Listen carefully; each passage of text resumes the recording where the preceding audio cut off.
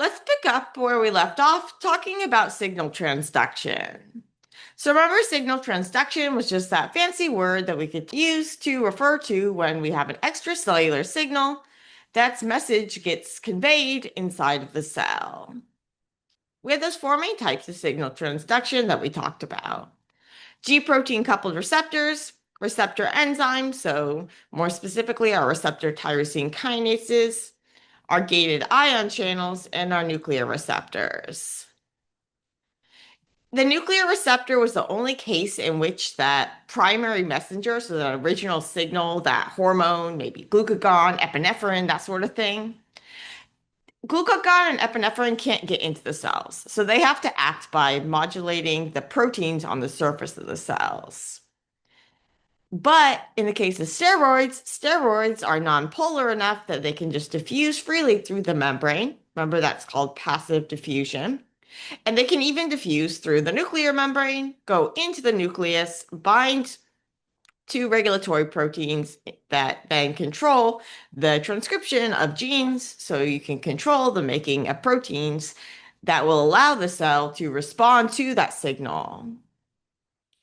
To get the message from other types of signals inside of cells, the signals are going to bind to receptors in the membrane, and then the receptors are going to change shape. So they have some sort of conformational change. In the case of our gated ion channel, this is going to open up a channel and then ions will flow through facilitated diffusion.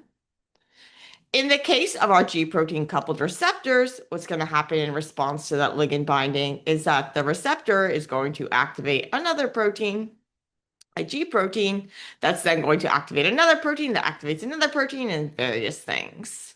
Often with the production of a second messenger, which is a small molecule that is produced inside the cell in response to the binding of this primary messenger, that original hormone, to the receptor in the cell. In the case of our RTKs, our receptor tyrosine kinases, here what happens when the ligand binds is that the kinase portions are going to get activated. This is then going to set off a phosphorylation cascade in which kinases activate kinases, which activate kinases. And this is then going to lead to differences in transcription as well as other intracellular effects. You can have a lot of crosstalk between the different pathways, and they can hook up in different ways. So today we'll speak about how do we control which pathway things go down, and how do we control these branch points where we have the same molecule bind to the same receptor can cause different effects depending on what else is present, what else is around, and how we're holding those together. So we'll get into some of those complications today, as well as talking more about these RTKs.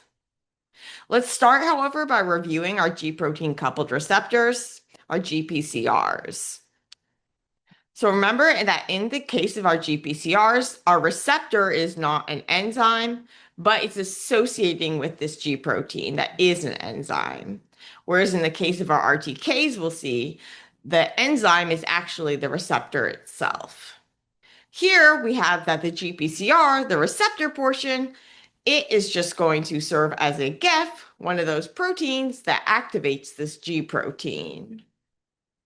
Glucagon and epinephrine both have receptors that act through this pKa pathway that we talked about, this GS pathway. So remember, this little S is saying it's stimulatory of pKa. pKa is protein kinase A, which is responsible for various things, including controlling glycogenolysis, the breakdown of glycogen. Glucagon only has receptors in a few tissues, including your liver. It's not in your muscles, but both your muscles and your liver store glycogen. So in response to adrenaline, both of these are going to break down that glycogen. Remember, we call that glycogenolysis, to get glucose or to get a glucose-like molecule that you can take through glycolysis. So they can't take it all the way to glucose, but they can take it to glucose 6-phosphate that then they can take through glycolysis. And your liver is going to break down that glycogen and ship it out. As a result, in response to that bear looking at you or in response to your low blood sugar, you're going to go and get more glucose into your bloodstream. And that was happening through this PKA. This PKA was going to be activated by cyclic AMP, which was produced as the second messenger by adenylyl cyclase. In this GS pathway, you have your agonist bind to the receptor. So this would be glucagon binding to the glucagon receptor in your liver cells, say, or it would be epinephrine or adrenaline binding to the adrenaline receptors in your muscle or in your liver or your other tissue. So we have that ligand bind to the receptor. That is going to cause the receptor to activate this G protein. This receptor is actually acting as a GEF, which is one of those proteins that activates the G protein by causing that G protein to ditch GDP and bind to GTP.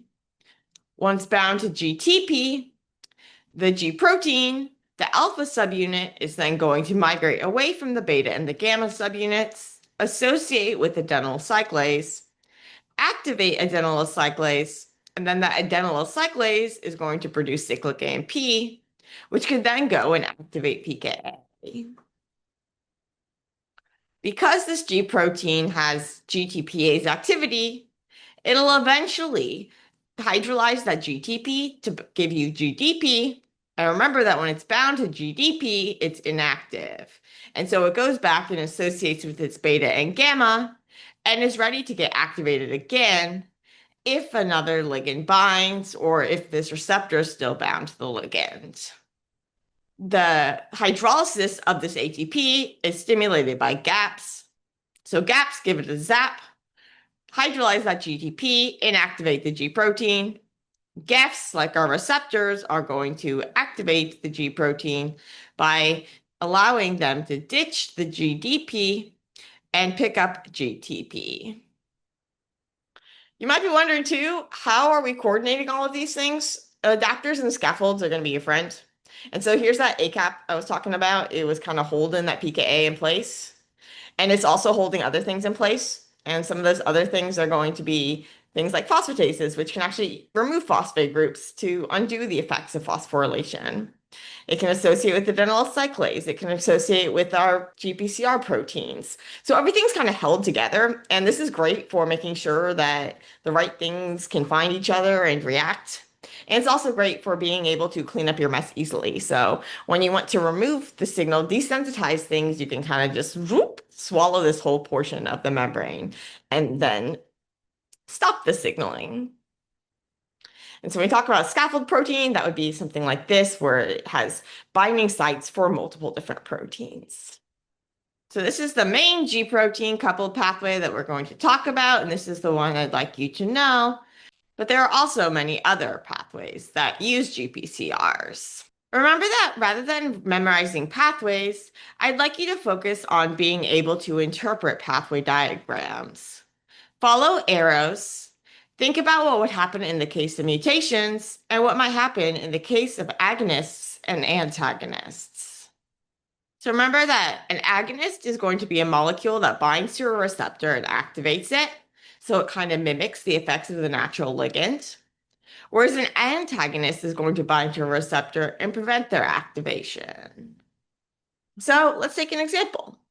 What would happen in the presence of an epinephrine agonist or an antagonist? So we've got this epinephrine here. This molecule, it's telling us, is an agonist.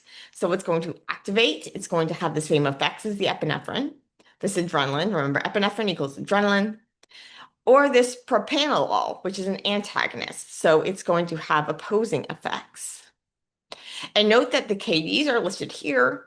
And so we can see that this agonist is going to actually bind more tightly than the epinephrine. And the propranolol is going to bind even more tightly. So really, really low KDs, indicating a really high affinity. Isoproterenol, our agonist, is going to have the same effects as our epinephrine. And so when you think about adrenaline, the effects of the epinephrine can be mimicked by the effects of the isoproterenol. And so you're going to make more glucose. You're going to have all those other effects that adrenaline has if you give them this agonist. And in fact, In medicine, this can be used in surgery and things to keep people's blood pressure from getting too low, because one of the effects of adrenaline is also to raise blood pressure. On the other hand, what if you have blood pressure that was too high? Well, now you'd want an epinephrine antagonist. You'd want something like propranolol. And so propranolol, man, that's a hard word to say. I'm guessing it has some sort of trademark names because it's used in medicine as an example of a beta blocker. And so when you hear about beta blockers, those are used for people with heart disease sometimes or high blood pressure. It's going to act as an antagonist of this adrenaline, of this epinephrine, and therefore do things like lower the blood pressure and lower the amount of glucose that gets made and released. In addition to predicting the effects of agonists and antagonists, you should be able to think about what would happen in the case of a mutation. Mutations in these G proteins and proteins involved in various signaling pathways are very common in cancer. If you have activating mutations in G alpha S, say, those are going to lead to a continuously elevated levels of cyclic AMP. And that's found in about 40% of adenomas. Conversely, inactivating mutations can cause people to be unresponsive to hormones that act through the cyclic AMP. How could we stop the signaling in the absence of mutations? Well, one player is insulin. So remember, insulin and glucagon were going to have opposing effects. Insulin was going to say, let the glucose in, whereas glucagon was going to say glucose was gone. And so insulin is going to have opposing effects to the glucagon. And so we can imagine that it's going to have some sort of negative effect on our glucagon signaling. And we'll see that when we talk about glycogen regulation, insulin is actually going to be able to help control the glycogen synthesis and the glycogen breakdown. And so insulin is going to promote the synthesis and inhibit the breakdown. And one of the ways that it's going to do this is by controlling a phosphatase that can remove some of those activating phosphate groups that were put on by this PKA. And so insulin is going to work through PP1, which is going to inhibit the effects of the PKA. So again, more on this later. But for now, just get familiar with seeing these sorts of diagrams where we're seeing that things are getting inhibited and things are getting activated. And these are going to have crosstalk between the different pathways. Focus on being able to follow the arrows and see the end results. So we were just talking about our glucagon and our epinephrine that were acting through this GPCR, which was activating the GS alpha, which activated adenylate cyclase, which produced cyclic AMP, which activated PKA, which activated phosphorylase kinase, which activated glycogen phosphorylase. And glycogen phosphorylase is the enzyme that is going to be catalyzing the breakdown of glycogen, releasing units of glucose 1-phosphate. And so when you see an enzyme name shown above the arrows, it's saying it's catalyzing this reaction. And so glycogen phosphorylase breaks down glycogen, glycogen synthase makes glycogen, and glycogen phosphorylase is activated by phosphorylase kinase, which is activated by PKA, which is activated by cyclic AMP, which is activated by adenylate cyclase, which is activated by GS alpha, which is activated by G protein coupled receptors, which was activated by epinephrine or glucagon. Whew, see? Yeah. It's a lot, but if you follow the arrows, you're good. Also, I know I said I wasn't going to talk about beta and the gamma, but I felt bad for them. And so one last note about them, they actually are important. So once the alpha ditches them, they can do things like help promote the internalization of that GPCR, the actual receptor, because the receptor can keep activating things as long as it's on the surface. The beta and the gamma can help promote the kind of internalization of the G protein coupled receptor so that you don't have that response just going all the time. You're able to kind of desensitize. And this is one of the ways you can desensitize is with the help of the beta and the gamma. That would stop it at the source, but you still have all that stuff activated further on. And remember, the cyclic AMP was going to keep amplifying our signal. And so we can remove the cyclic AMP. We have an enzyme called cyclic nucleotide phosphodiesterase, or sometimes you just see it referred to as phosphodiesterase or nucleotide phosphodiesterase. It is going to act as a hydrolase, and so it takes water and it uses that water to break down this cyclic AMP, and it breaks it down into AMP. So remember, we started with ATP. Adenylyl cyclase took it to cyclic AMP and released this PPI. So now we only have one phosphate group. So if we uncyclize it, now we get the uncyclase form of this, and that uncyclase form is going to be your adenosine 5' monophosphate, or AMP. This nucleotide phosphodiesterase is inhibited by caffeine. And so if you have caffeine, you increase your levels of cyclic AMP. And that's just one of the effects of caffeine. It also does other stuff. We can also regulate these G protein coupled receptor pathways with our GEFs, which remember say, get out GDP, so that you can put in GTP. So your GEFs turn G proteins on, but then you have your GAPs, which turn G proteins off by giving GTP a zap, helping the G protein hydrolyze the GTP, inactivating it back to its GDP bound state. And this was just one of the pathways that we could take through that G protein coupled receptor, was this adenylyl cyclase PKA path. And in addition to all the effects on the glycogen, it affects gene regulatory proteins as well, and many other target proteins. Some GPCRs are going to signal via different second messengers.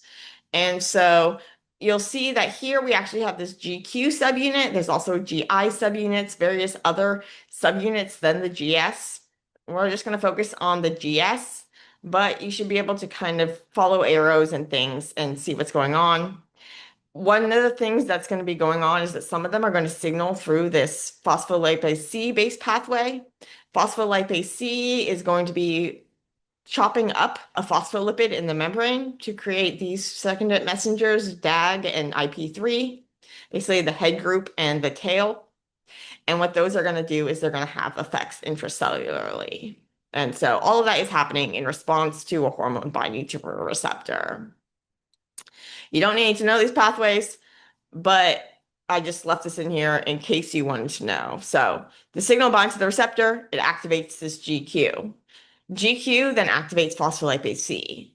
Phospholipase C chops off the head of this PIP2. That gives you DAG and it gives you IP3. IP3 is then going to this head group that you just chopped off is going to dissociate, and it goes and it opens up a calcium channel. The calcium channel is then going to let out calcium, which is then going to act inside the cells as the second messenger. And one of the things that's going to do is it's going to activate this protein kinase C. The protein kinase C can then go and act as a kinase and phosphorylate things. What about the DAG? Well, the DAG was that tail portion, so it's still stuck in the membrane. What it's going to do, though, is it's going to be needed in order to activate protein kinase C. So you've got to have these kind of dual signals activating this. And then a lot of other stuff happens because you've activated a kinase, and a kinase can phosphorylate things, which can cause them to change shape.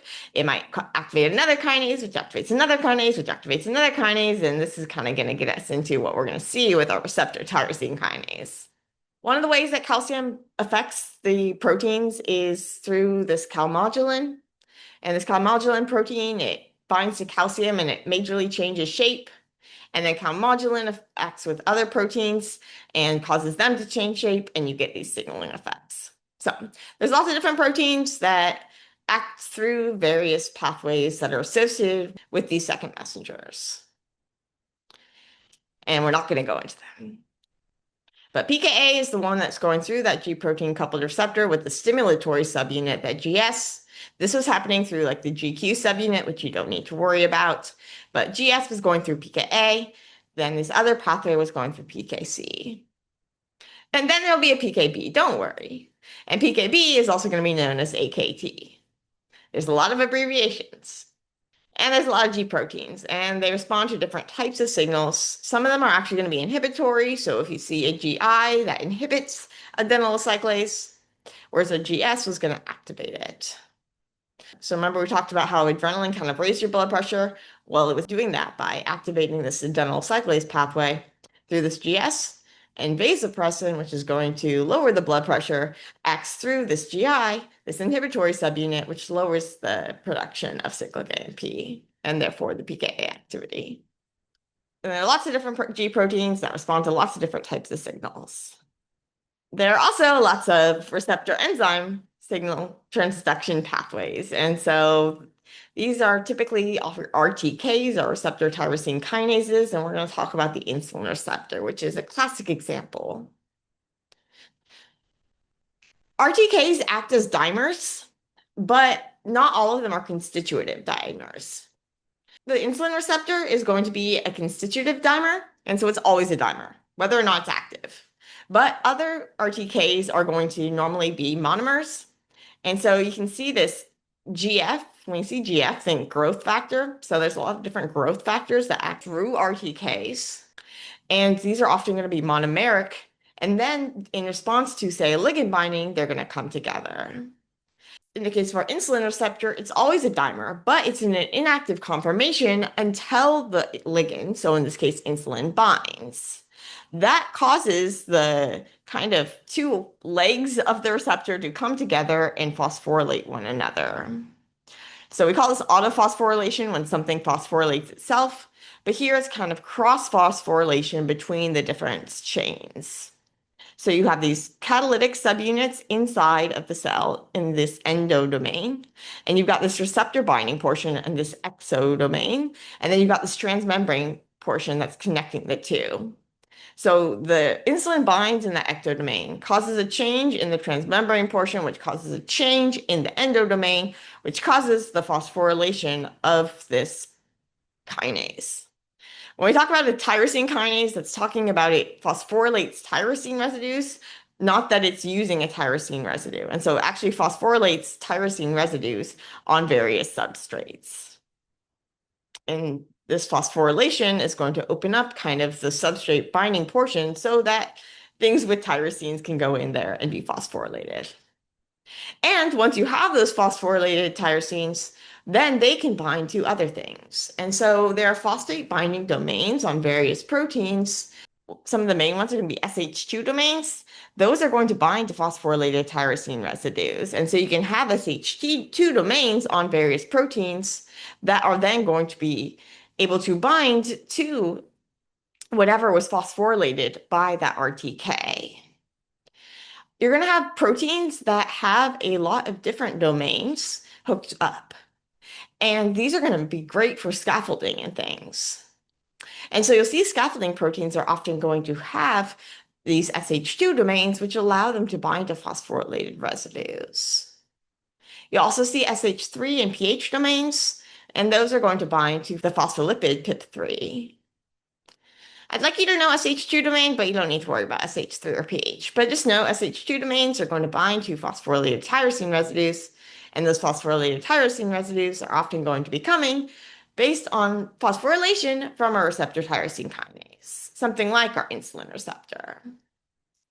So let's talk about a couple of the main ways the insulin can signal through the insulin receptor. And so we have our insulin receptor. Sometimes you'll abbreviate this INSR. Remember, it's a dimer, but it's not active until it gets phosphorylated.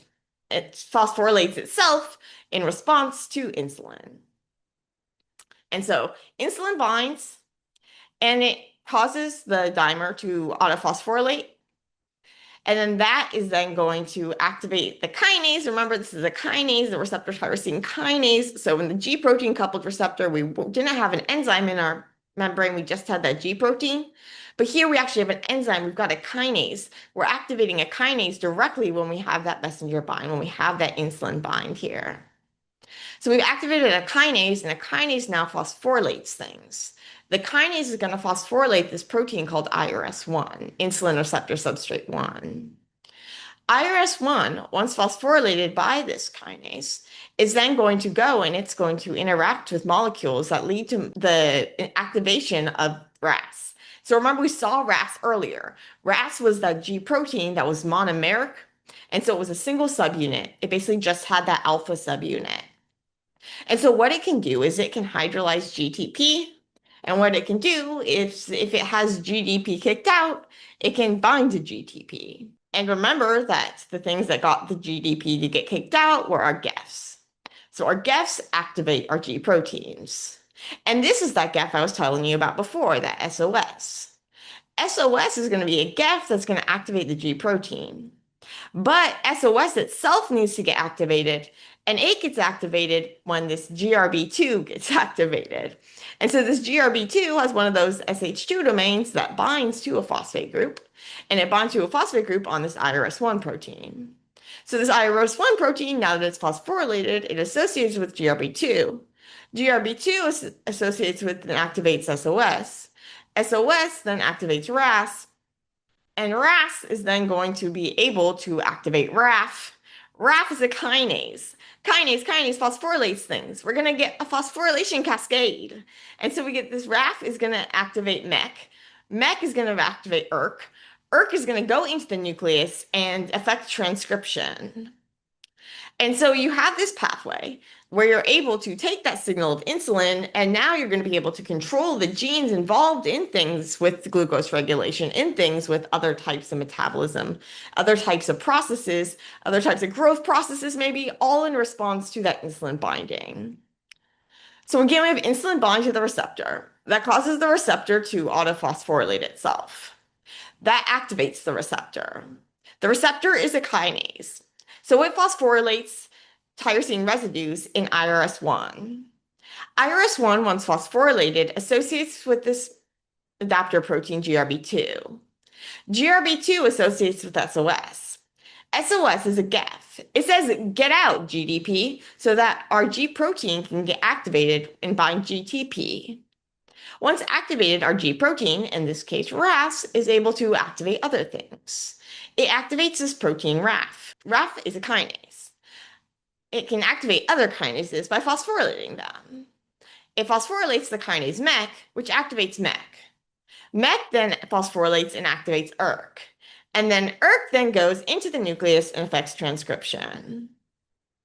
So RAS, RAF, MEK, ERK. And so you don't need to memorize that. I don't know why it's just stuck in my head from undergrad. And those are just examples of larger families. And so this is just for giggles because these things get a little ridiculous. So ERK is in the MAPK family, myogen activated protein kinase. But it got activated by MEK. And so we have this MAPK protein that's activated by a kinase. So now we get this MAPKK, this MAP kinase. But then that was activated by another kinase. So now we need a MAPKKK. We need a MAP kinase family.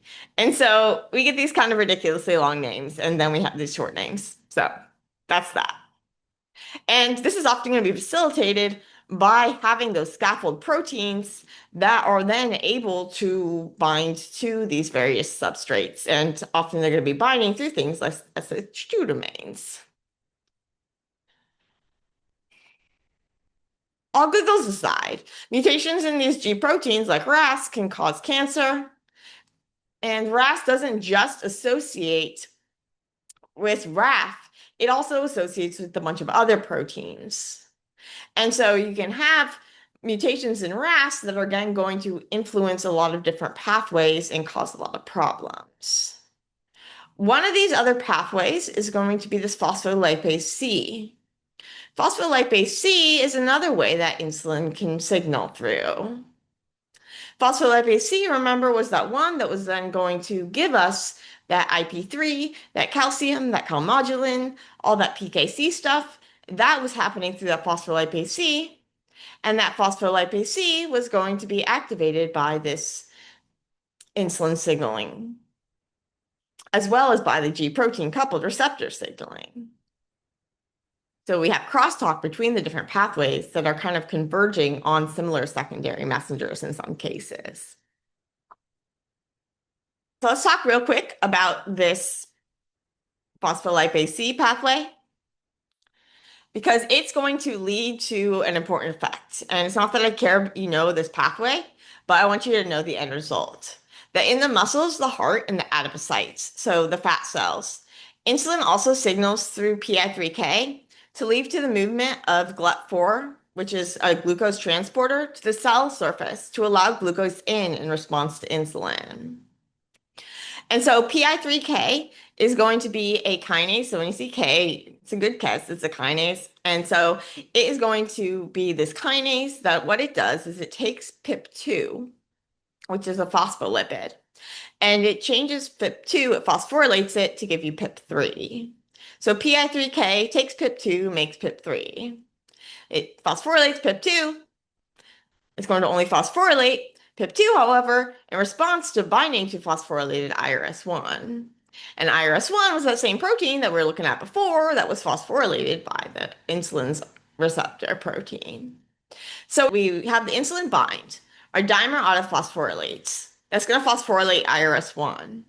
Before we saw how IRS1 was then going to associate with GREB and associate with SOS, which was going to activate RAS, here we're going to see that instead it's going to associate with this PI3K. Now PI3K, that was going to phosphorylate our PIP2. PIP2, once phosphorylated, we call it PIP3. Now PIP3 is going to activate PKB. And PKB is also known as AKT.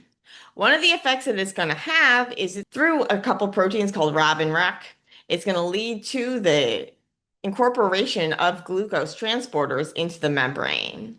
So these glucose transporters, these GLUT4 transporters, are pre-made and they're held in these little vesicles. So they're already in membranes, they're already in the cells, they're just kind of in these cellular bubbles. And then what happens is in response to the signaling, you're going to get them incorporated into the membrane. So when you have the insulin, now you can put those receptors in the membrane in order to bring glucose in. But this is only happening in certain tissues like your muscles, your heart, and your fat cells. PKB also inactivates GSK3, which was then preventing the inactivation of glycogen synthase. But the key thing here is we have that this PKB, this AKT-based signaling through the insulin receptor is able to lead to the bringing of the glucose transporters into the membrane of the cell, which will allow you to take glucose in. Because remember, insulin says let glucose in. A lot of them are going to be important for controlling cell division. So these cyclic dependent protein kinases that are made in response to growth factor-based signaling through RTKs, so CR MAPK cascade and stuff, those are able to kind of control the cell cycle and make it so that the cells divide and divide and divide, or don't divide and don't divide and don't divide. And so when mutations cause these to divide and divide and divide, they can lead to cancer. And so some of these you might have actually heard about, things like HER2, and HER2 is often involved in breast cancer. And so HER2 is overexpressed in some breast cancers, and it is an example of a RTK. And it's also an example of an RTK that doesn't need a ligand. And so it's always going to be active. And normally it can pair up with other RTK monomers. But if you have a lot of it, because normally there's not that much of it, but if you have a lot of it, if it's overexpressed like in a cancer, then you get this sort of constitutive signaling. You have excessive signaling because you're not relying on there being a ligand present. In cancers that overexpress HER2, one of the treatments is Herceptin, which is an antibody that is a little protein that will bind to that HER2 receptor and act as an antagonist, prevent it from getting activated, and therefore prevent this excessive signaling. There's a lot of crosstalk between pathways. We saw some examples. There's also examples where various pathways can inhibit other pathways, and we're not going to go into that. And much of it's going to be mediated by phosphorylation-dependent binding. So our kinases, the enzymes that add phosphate groups, and the phosphatases, the enzymes that remove phosphate groups, are crucial to biosignaling. Speaking of biosignaling, let's just review those four main types. We have our G protein coupled receptor. We have the ligand bind to this G protein coupled receptor in the membrane. That receptor is associated with the G protein. That G protein, once activated, activates other proteins.